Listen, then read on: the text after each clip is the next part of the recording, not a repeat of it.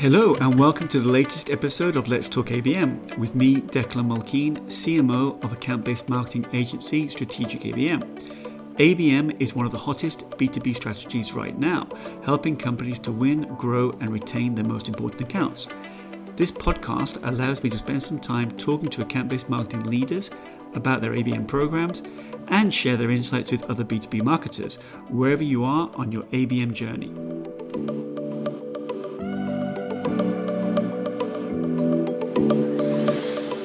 Okay, well, today I'm joined by Marcelo Fernandes, who's the Global Head of Adoption and ABM Vice President at SAP. Marcelo, thanks so much for joining us today. Yeah, thanks for having me. Well, listen, we've been having a chat. This has been a long time in the making, this episode, so I'm delighted you could make it today. I'm really looking forward to talking ABM with you and learning a bit more about ABM at SAP. So let's just start off with a question there about SAP. You've been now, I think, with the company for about 9 years now.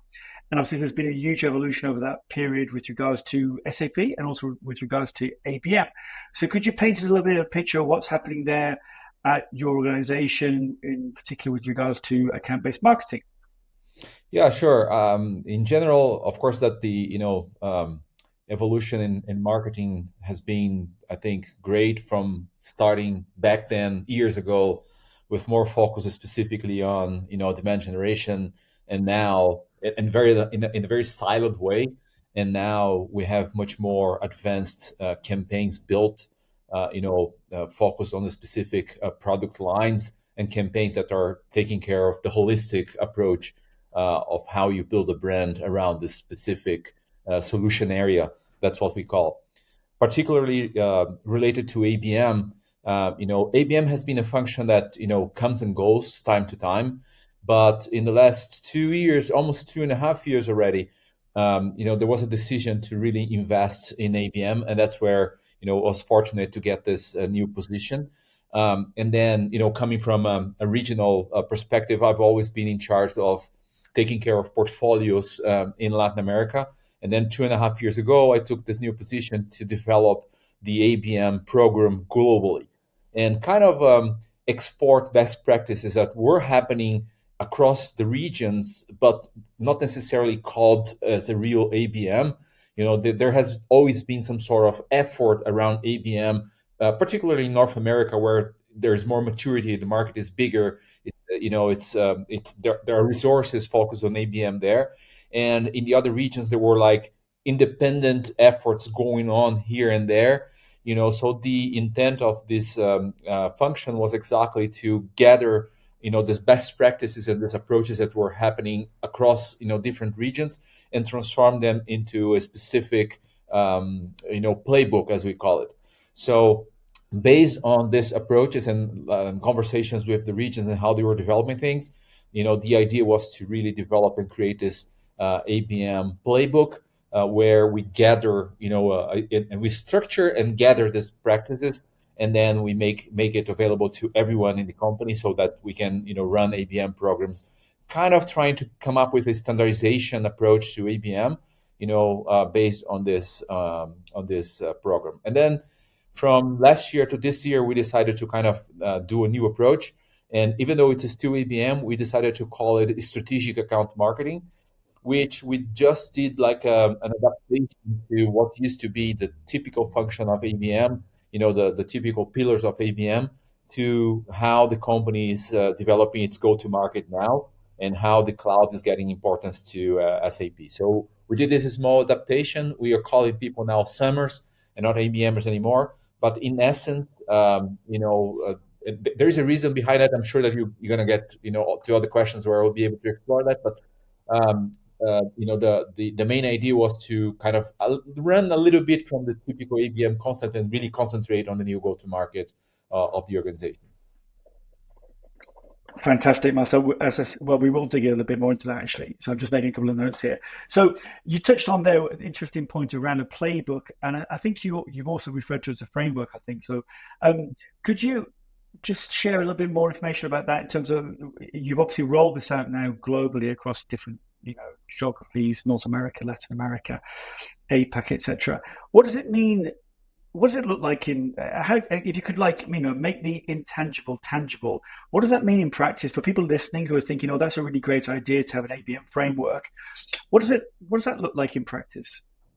Yeah, we decided I really wrote down like a playbook. In this playbook, there are things like what is the objective of ABM? What is it based on? The pillars that we're basing ABM on. What do we want to achieve? What are the KPIs? How are we going to measure? What is the planning process for an ABM? To work with a certain account. How we do alignment with sales and stakeholders.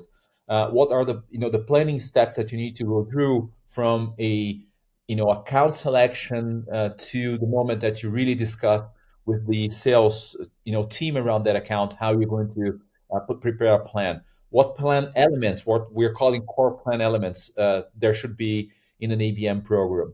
So we took all these things together, and then we designed this playbook with all of this kind of instructions.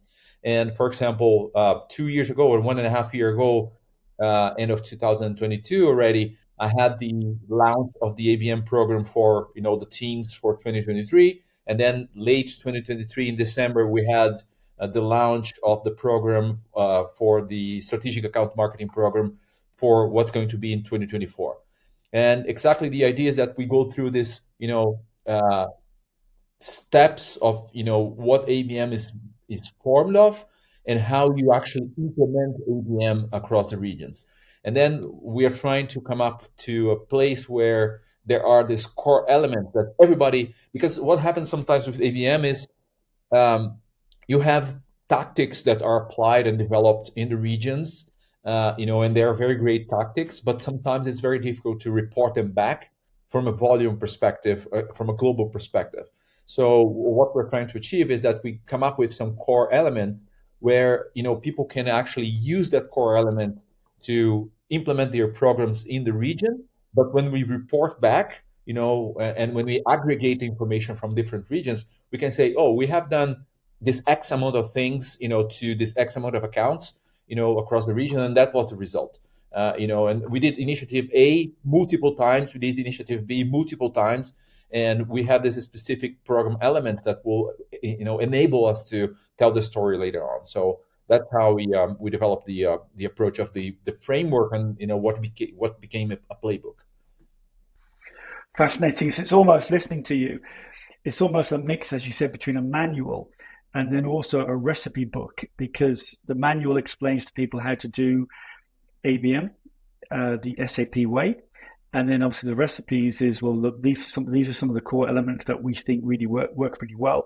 Try these. So these are almost like recipes for success. I mean, I think that's really fascinating. I was just writing down here a note of everything you said that's included in it. I think we could probably do several episodes of Let's Talk ABM just to dig into each one of these different components. So let's talk about one component which of that manual, which is account selection. I think when we were chatting prior to this recording, just to get to know each other a little bit and to learn a bit more about the program, I think you mentioned at the time there's about just a little bit under 140 key accounts that are included in your one-to-one program. So I suppose for the audience out there, that sounds like a lot of accounts for a one-to-one motion. And I suppose the second question would be, how do you go about customizing, personalizing when you've got such a large number of accounts to go after and to talk to and to address their challenges? Mm-hmm. Well, initially the program was born because we have at SAP a segment of customer that's called the Strategic Customer Program, and initially the program was born to support that accounts. And typically we have varies year by year, but typically we have around 150 to 170 accounts included in that program. Now, not all of them are really needing an ABM support. Some of them, depending on the stage, depending on the maturity, depending on the kind of deals that they are working on, depends on many factors, and depending also on the priorities of the local market units, there may not be a priority for all of them. So, we decided also to say, okay, this program is going to be designed for these accounts, for this group of accounts, but also for local, that we call large enterprise accounts, which are relevant to the the market unit, because they have some sort of business. This is a very important account for their business, and not necessarily it's a member of this global SCP that we call Strategic Customer Program, SCP, group. And then based on that, we said, okay, so let's prioritize, first these accounts, and then the large enterprises, and then let the regions select within this group of accounts what are going to be the relevant ones for them. What happened is that this year we have a new segmentation at SAP. There are new different segments, and again we decided to say, okay, the program is going to be focused on these new 4 segments. And within these new 4 segments, there is priority number 1, priority number 2, and priority number 3. And then in the same way, these guys in the field, they would select these accounts out of a certain group of accounts that's already a part of this, new segments. As a result of that, we came up with a list of 138 accounts, and we are still missing APJ in this, in this definition, because there are some resourcing issues that are being worked on, and eventually there will be some more accounts joining the program. But at the moment, we have 138 accounts. It sounds like really a lot of accounts depending on the size of the company. But when you see, from an SAP perspective, with 400,000 customers across the world, I mean, 138 are not, is not a big number, even though these 138 represent more than 2 billion in active pipeline for us. So this is, a group of accounts where we're going to focus on. Now, how are we going to prioritize and to personalize these 138 accounts in the field? When we split this number of accounts by, all the market units, all the regions, the market units, and the number of people, the, ABMers or the summers that are engaged with that, it ends up to being like 8 to 10 accounts per ABMer, and sometimes even a little bit less of that. And the idea is that we are going to develop programs for these accounts that are, in some cases very personalized. There are the bigger ones, where we're going to be able to really develop, 2-3 motions, take advantage of other things that are happening in the company, and build this journey for this customer that's not only formed by things that were developed specifically to that customer, but also leveraging things that are happening across the company, that you can have like a kind of white glove experience within that other thing that's happening, a bigger event, an executive visit in the region, something like this. And not necessarily that the ABM is creating that specific activity, but it's leveraging something that's going on. So these accounts, some of them will have multiple touches, multiple engagement opportunities, and some of them will have less. This time will tell across the year, depending on the focus that even the sales teams are giving, the support, the connection with with this sales stakeholders also. And some of them will have more complete, let's say, ABM programs, and some of them will have less complete ABM programs, depending on this dynamics of engagement and what happens across the year. So let's see, by the end of the year, we will know, of that. But as an example, last year we had 98 accounts selected to the program, and we were able to develop activities for 80 of them, actually. And there were a few of them that, we didn't have the resources, because there are, sometimes this layoffs happens, or, other situations are happening, or the account changes the focus, or, the sales team says, well, I had the intent to do something in the beginning of the year, but now I don't have any more, things like that. And it's very dynamic, but we saw good results on the 80 that were part of the program against the other ones that were selected but were not part of the program.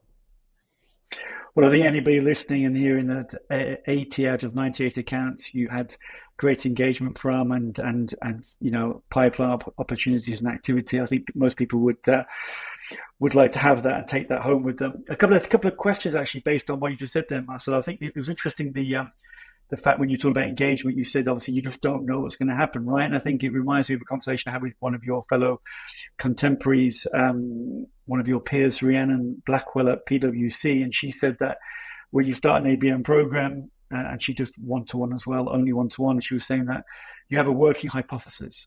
And obviously you put that working hypothesis into market, and then you see what happens in the market. And then some accounts will respond better, some accounts will respond worse. The macro, micro elements are happening out there in the world that you can and cannot control. So I think that's really interesting. I think the second thing was you talked about is kind of being, quite a fluid movement as well. And I think that's what I'm taking from that as well, is that you're listening to your sales leaders and your account directors and all the kind of infrastructure there at SAP who are engaged with your accounts, and then you're getting live feedback from them, I'm guessing, right, on each account.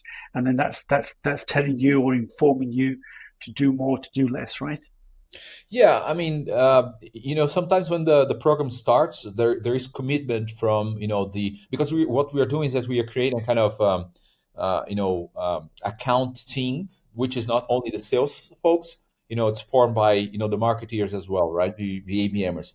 And the idea is that they discuss how the program is going to develop to this customer, and they start really preparing. I was just exchanging an email with someone from our European team, and I was just asking. I mean, I saw some of your plans. Some are more complete, some are less complete. We are working on this. We are developing on that. We are talking to the sales team, to see the activities. So it's a very dynamic process, right? I mean, to come up with a plan for these accounts.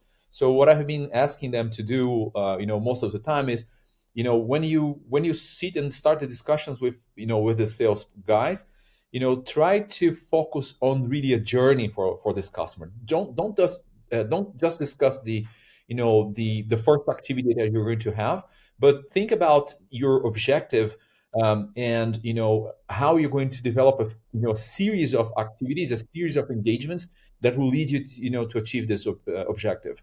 Sometimes it's of course difficult. It's very hard for you to come at this time of the year and say, I'm going to do activity number 1 in May, and activity number 2 in June, and number 4 in August, and and so on.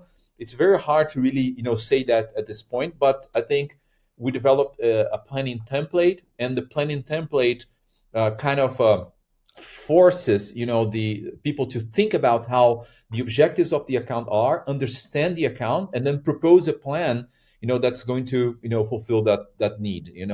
So that's how we are trying to make people think about ABM, and then have a plan based on something that they really understand. It's just not just a theoretical plan. But things change across along the way, and sometimes there is some situation with the account and they were willing to cooperate, and then all of a sudden, because something happened, they are not willing to cooperate anymore. So eventually you have to abandon this account or deprioritize this account. Things like that can happen. Yeah, you never know what's going to be just around the corner, right? I think one thing that Marcelo, you said, which I loved, was the whole thing about treat each account as and the program you're going to do as a journey. And I think the more you can do that, the less the more you can think about the experience and the journey that you want the customer or the prospect to go through, the more effective your program will be. Just talking about that, actually, my understanding was that your original program, or the way that SAP was approaching ABM, at least originally, was more around deal acceleration and more about trying to get customers to go quicker through the deals and to kind of to come on board with your new solutions. My understanding now is that focus from deal acceleration has moved a bit more towards customer lifecycle marketing, much more focused on the customer and the kind of advocacy, adoption. Is that the case? Yes, it's totally the case. Yeah, I think because of the way we were kind of doing this, independently in the regions before, there was kind of an idea of doing ABM as a sort of deal support. So I have like an AE, and the AE needs some sort of help. I go there, produce one video, and I deliver this one video. And that particular video that I produced was to support something that was going on specifically at that point in time, during the account relationship.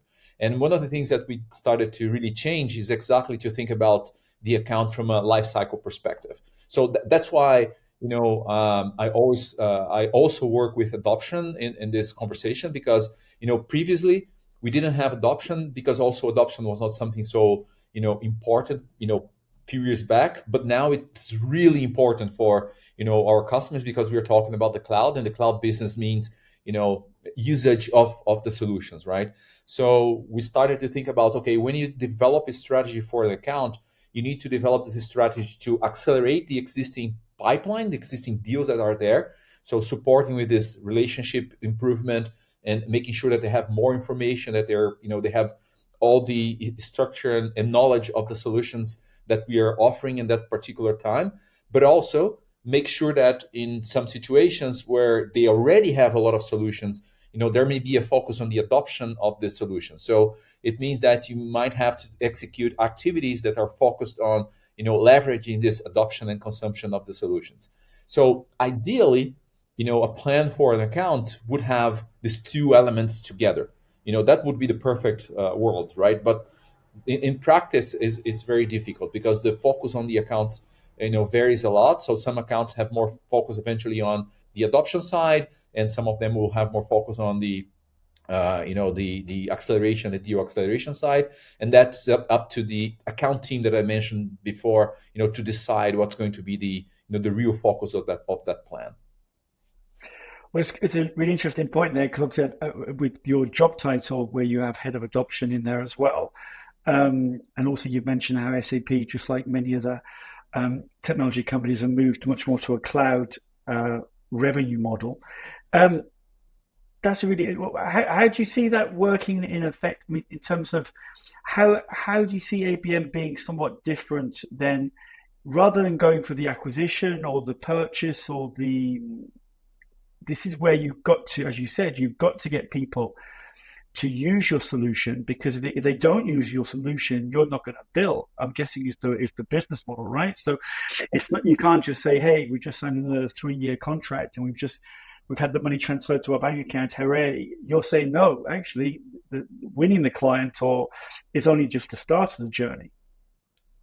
Right. Correct. I mean, when you in this cloud business, typically when the conversation with the customer starts, now there needs to be like a plan of how they're going to use what they bought, right? Because if I am a user of some cloud solution, for this video solution that you use here, for example, and you buy, let's say, 20 licenses, and then after 1 year you realize that you're only using 10 licenses, you'll say, okay, I'm renewing this business, but with 10 licenses only, because I'm not using 20.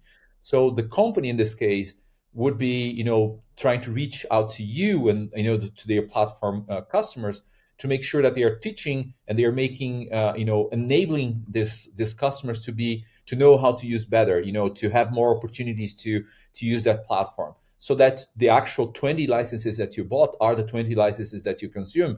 And if the work is done well, you even feel that you need to buy more, because there are other features, other potential solutions. There is a video enhancement too. There is a whatever technology it's being sold. So you may want to renew this 20 licenses plus something else. So that's the the objective when we talk about adoption. And actually, the fact that I have adoption in my title is because I work within the field marketing organization.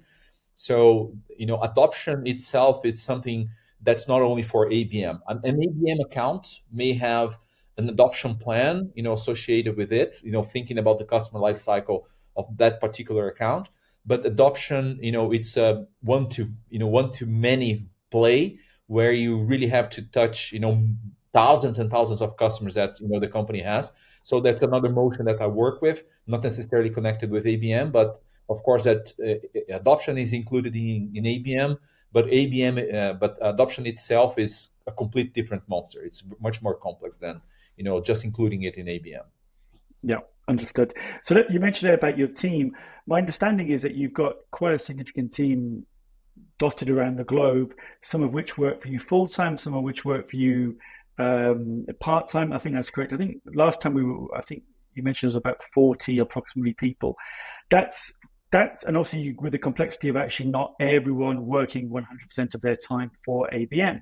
So I'm guessing they're in all geographies, as you mentioned, APAC and North America, Latin America, etc. So how do you make that work for you, particularly when they're not all 100% dedicated to the efforts of ABM? How do you make that work for you? Yeah, well, it's that is a complicated setup. We the only region that we actually have a dedicated team is North America. They have a manager and they have a team, and they also have the larger number of accounts that they need to focus on. So that was a decision made many years ago to develop this team, and they have been there for quite a while. They are the most mature. They are the ones doing more activities because they have dedicated focus on ABM only. The other regions, I've been working with regional points of contact to exactly enable also to discuss how we move forward with the programs, to make sure that we are going after the planning cycle in a correct way, that the selection process is done in the regions, but then the execution, that's where we have more delays, of course, because people are not 100% focused on ABM only. They have sometimes two or three different hats, and that makes their life a little bit more difficult. So the progress is not so fast as I would like it to be. Or if we had like a vertical team working exclusively on ABM, I think we would be much further down the road.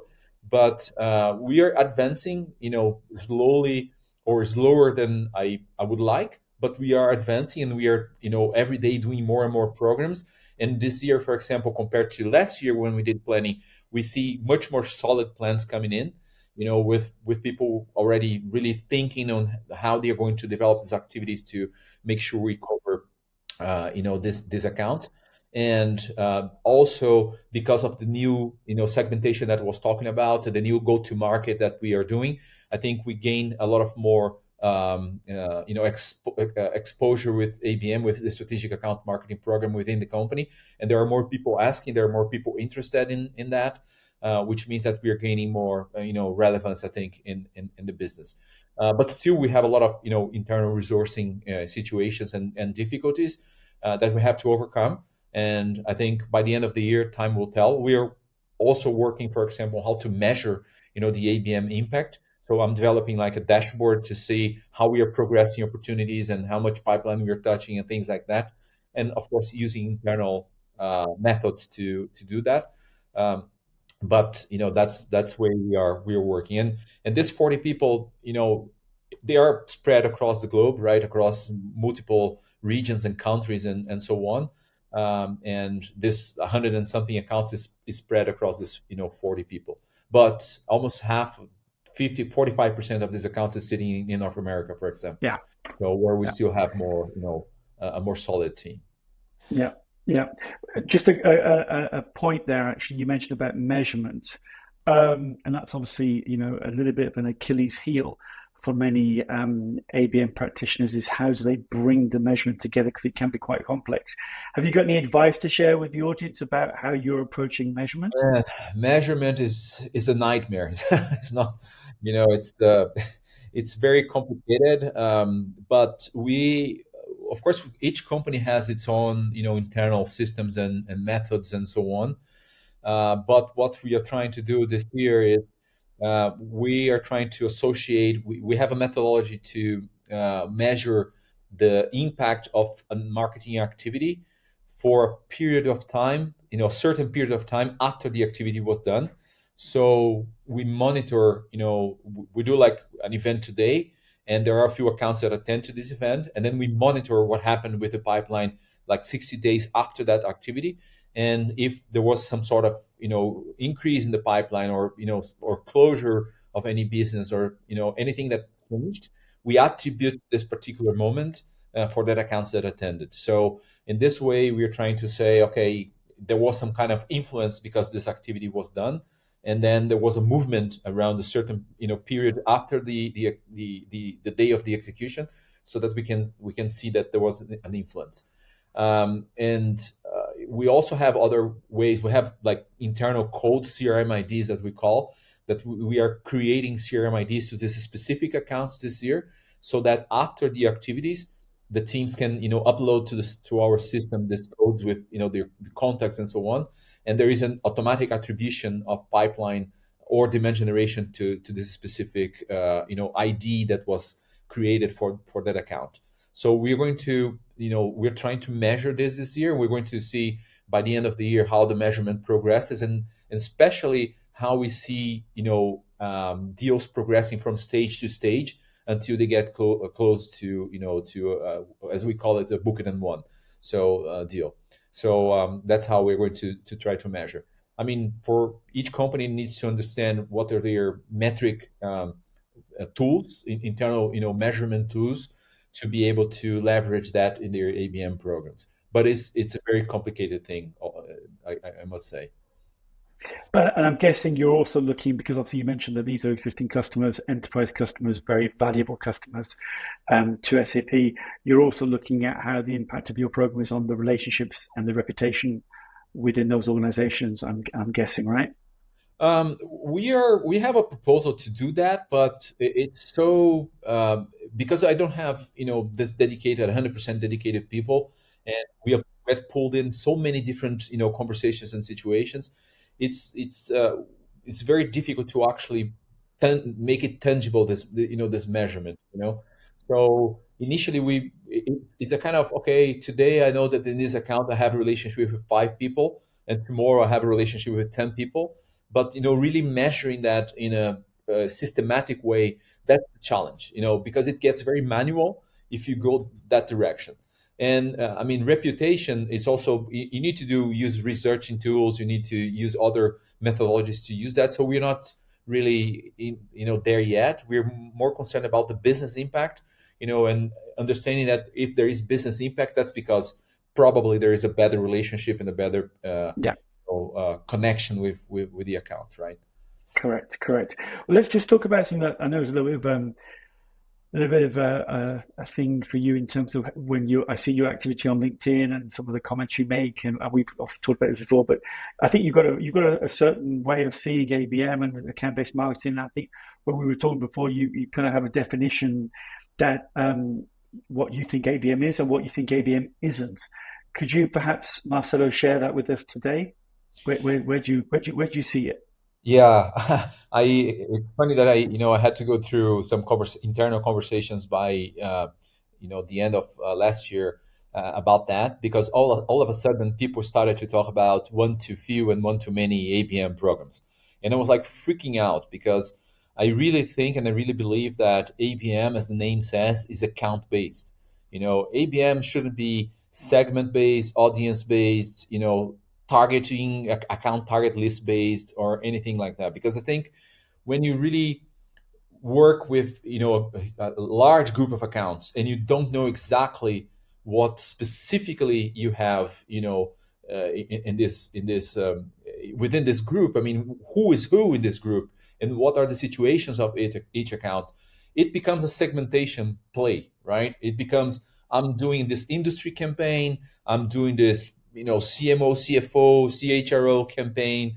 I'm doing specific to a specific group, but that's a very wide, specific message, right? I think the beauty of ABM is that when you double click on this account and you select one, and then imagine that you created like a paper where you're discussing, the evolution of marketing, and you have like few points in this paper, and you're sending to this all groups, the entire group of CMOs. There may be a few of them that are not really concerned about the 5 points that you created, but they're just concerned about one, or they are trying to, they're really struggling with, implementing the basic one. They're not even in that, moment in time.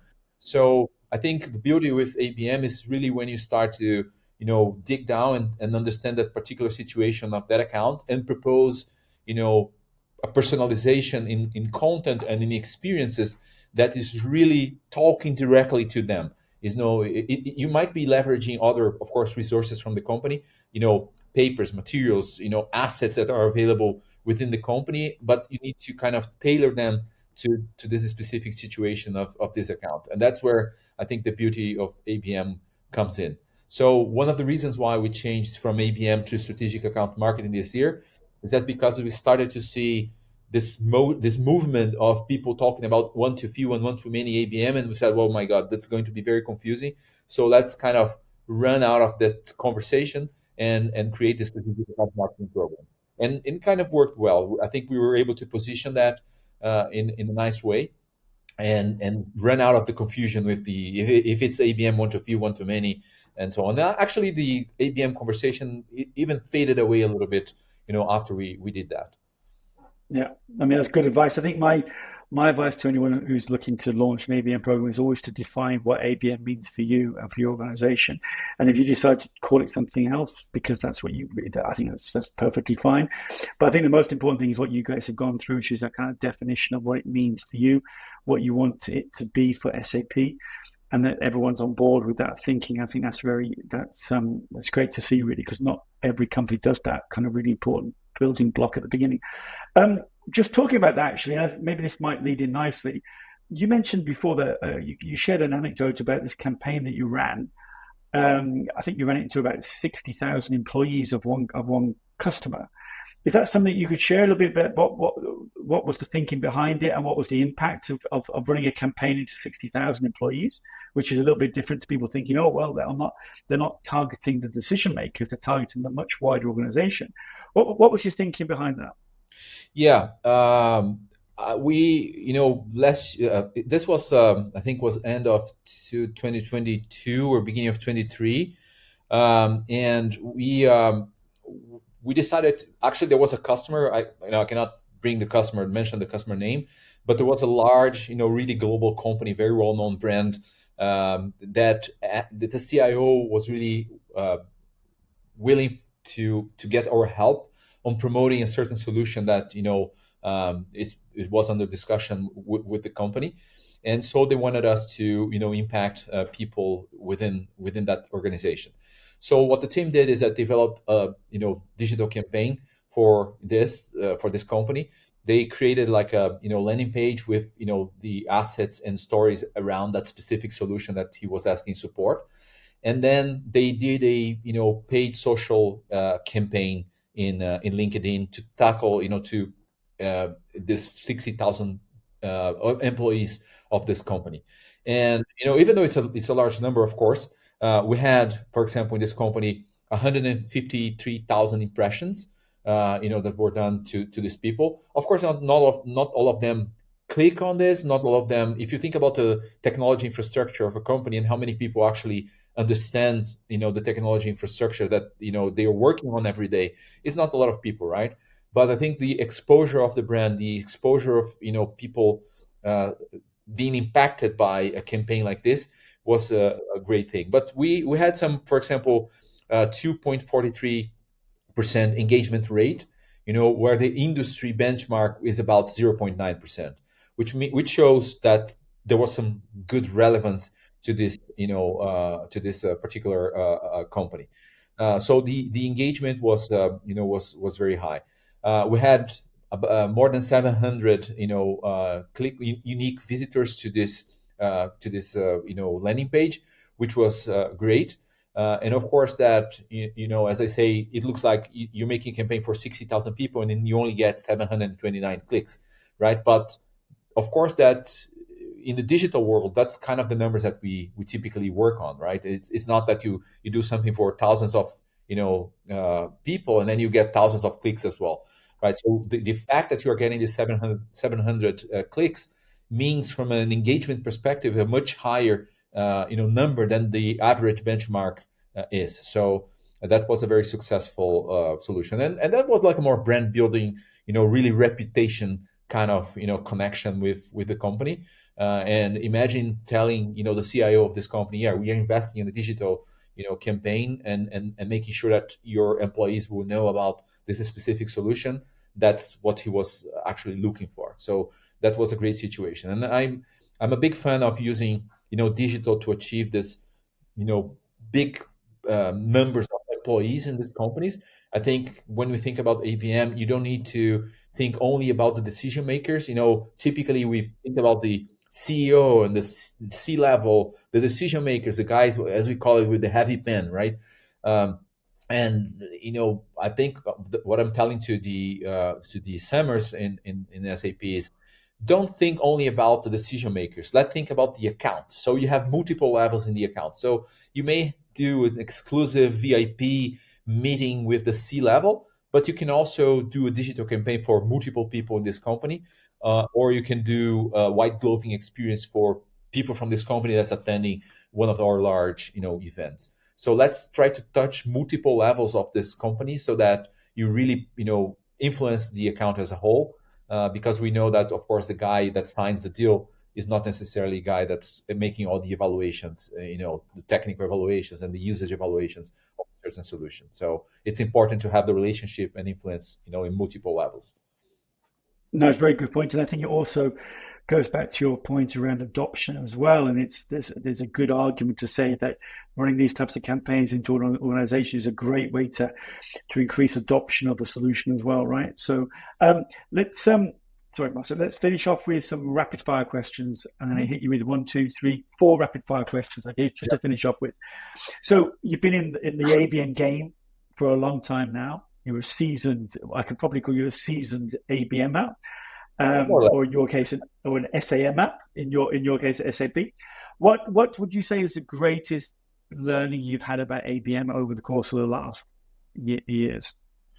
I think that maybe the relationship between volume and value. It's something that's very important. As I was describing before, that's why I believe so much in the account base, because usually we are used to work with this large campaigns and large numbers, and you had multiple customers attending something, you have thousands of clicks and things like that. But you need to really double click to this specific account.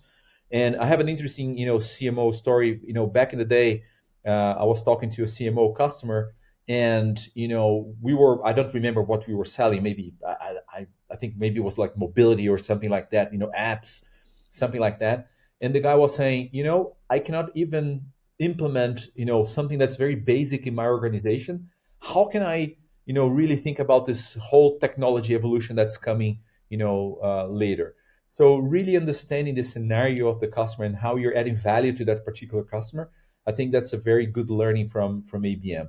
And that's something that I learned, many, many years ago, when I was working in telco companies, and I used to visit, this customers with these big operators with the sales team, and they would go to the, procurement or technology departments, and I would go to the marketing department to make, relationship with them and help them to sell the services that we were actually selling the operator, right?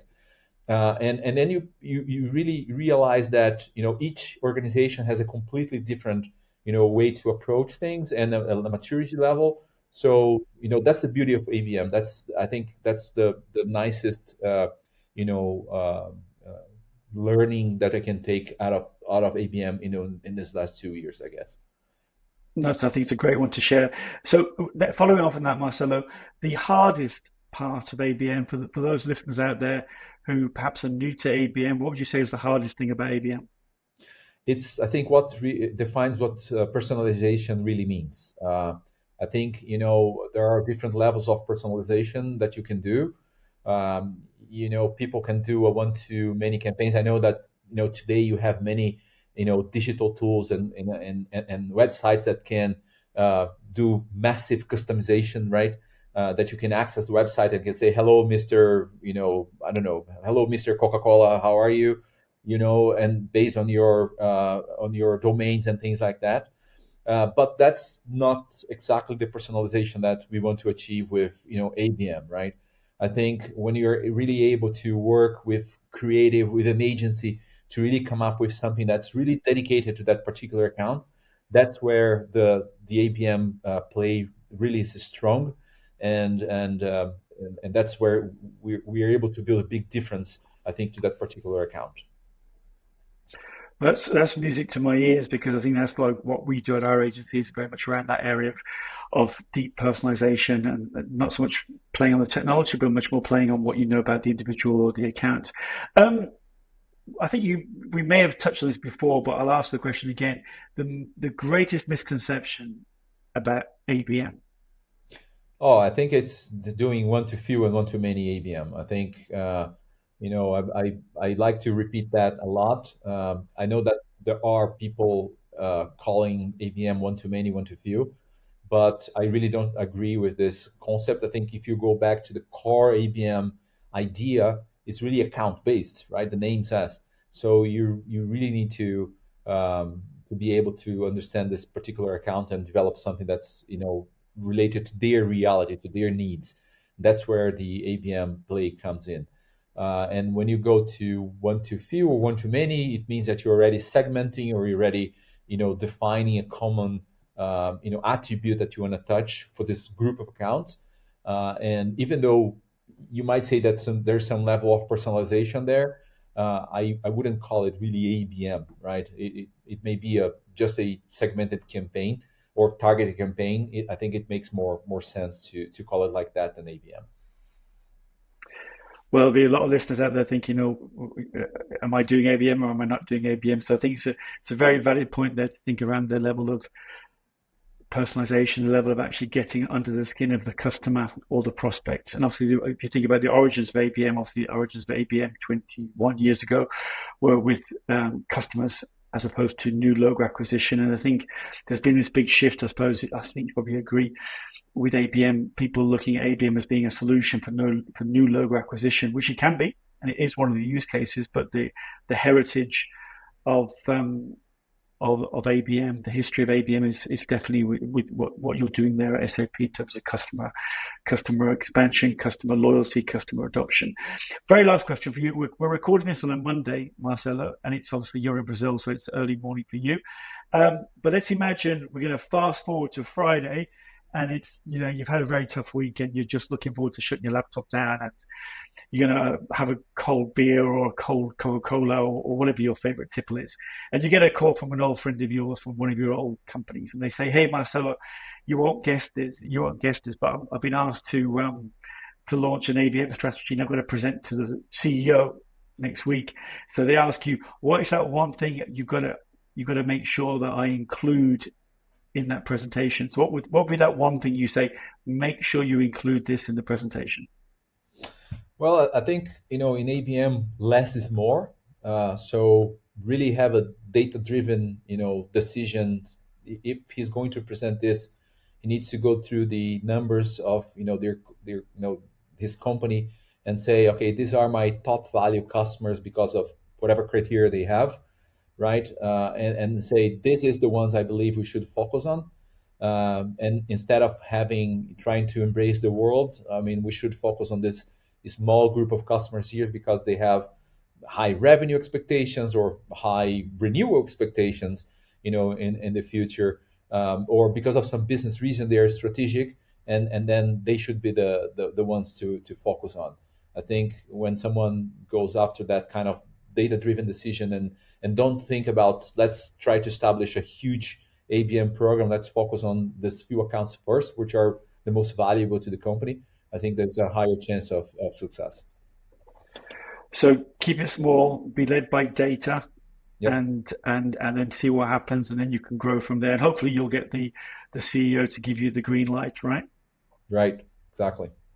Okay, Marcelo, well, thank you so much for sharing your ABM journey with us today, and wish you and everyone there at SAP all the success for the future. Thank you. Yeah, thanks for the opportunity. Thank you all. If you enjoyed this episode of Let's Talk ABM, be sure to subscribe so you're notified when a new episode is posted. Feel free to rate and review this podcast. Thanks so much for listening.